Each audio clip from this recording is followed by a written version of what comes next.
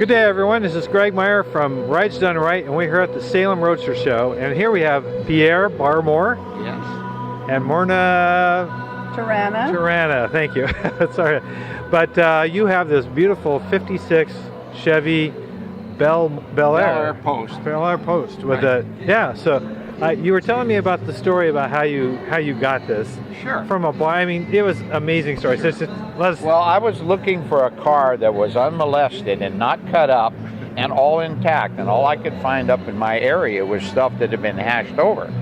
So a friend of mine and I decided to come down to the Portland swap meet, and I found a gentleman down there that told me he had a 56 Chevy, and he told me, well, if you want to leave your name and number, I get around a lot. I might find something. So I thought, yeah, really, right. You've heard a number of people say that, I right? left the place and I totally forgot him as soon as we went out the gate.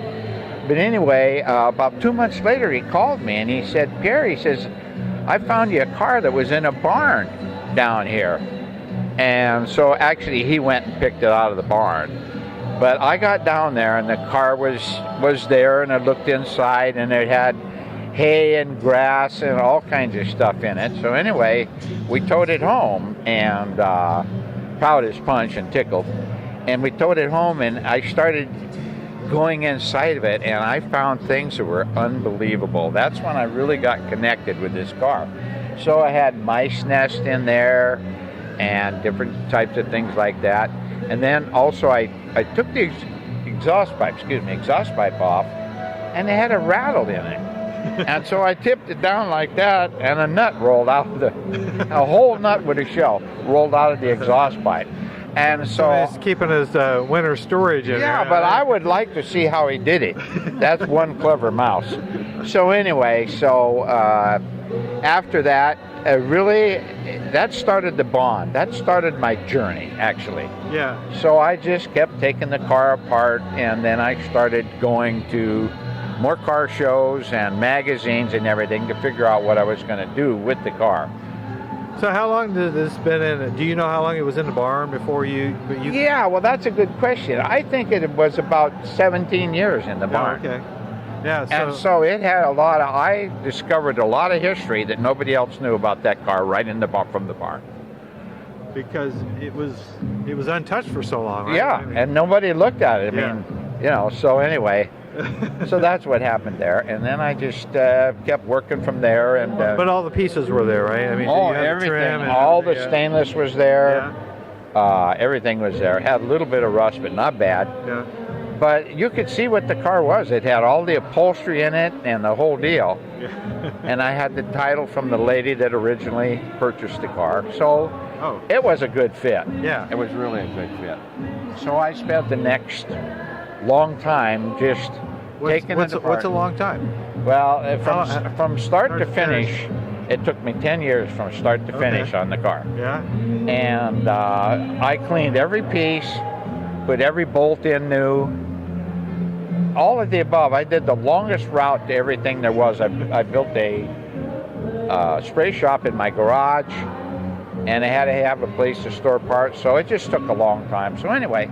So you did everything in your garage, in your shop. Everything was done in the garage. No shop at that time, just a garage. Everything was done in there except for the upholstery and the exhaust system. It was painted there, assembled there, everything. Yeah. So anyway, long project. Oh, a long project. So how do you put up with I mean, that's a long time. How do you put up with such a long project? It was tough. Well, they could have built 3 Chevys in the time because he kept changing the steering wheel, changing different items. Found trim molding that out of a 55 that would go around his 56 rear window. He was out scouting all the time. Made it a little longer. So yeah, and my car was a 13-year build, and my wife put up, bless her heart, she put up with the whole thing. That's why we're doing this. We want to find out the other side of putting up with these hobbies that we do, these crazy, cool. I mean, so thank you for putting up with it. I mean, well, he came down off retirement by transferring his daily process or whatever to the Chevy from driving to work for 40, 50 years. Yeah. So you told me you're a sheet metal guy, so you kind of had experience with metal anyway, right? Yeah, well, yes, I do. And you have friends that help you. Sure. And then I really started networking. When you have an interest in something, you seek out other people with the same interest, and you find out where to get things done, how to do them. I had friends help me along the way. The whole thing was a beautiful experience. Yeah. That's all I can say. Showed it for the first time at the Seattle Roadster show in 2004. Oh, wow. Yeah. So, and then is this the stock motor? No, this motor is a 496 stroker motor built by Dale Green in Auburn. Okay. And the upholstery is by Terry Lee out of Tacoma. So you have this really nice 8-stack injection. Tell me about that. That's Imagine Injection out of Arizona. Bob Ream is the producer of that, and he's a wonderful guy, by the way. But I love it. It's a nice looking unit, and I've had good luck with it. Yeah. So, it adds a lot to the motor. It's the same injection system I have. We have slightly different ECUs. You have the fast. I have the earlier Excel system. But so I had mine tuned up in Auburn, Craig Blood Enterprises, and yours is running really good now. Yeah. Right? So is yours? Yeah, mine's running good. Okay. Good. And then, of course, I converted to all disc brakes and all the normal upgrades you do on these cars. Is this the original chassis? Yes, it is. Okay. It's original chassis. Yeah. So you've beefed it up and made Drop the system. spindles and disc brakes and big rotors and that type of thing. So it's a pretty good driving car. Yeah. Yeah. Well, thank you so much. This has been a pleasure talking with you about this. Thanks for bringing it up here. Appreciate it. Nice to meet you. Thank you.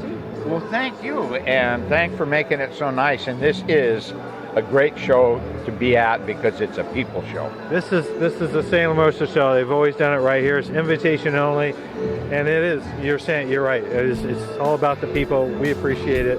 Thank you. You're welcome. And thank you. We'll catch you next time.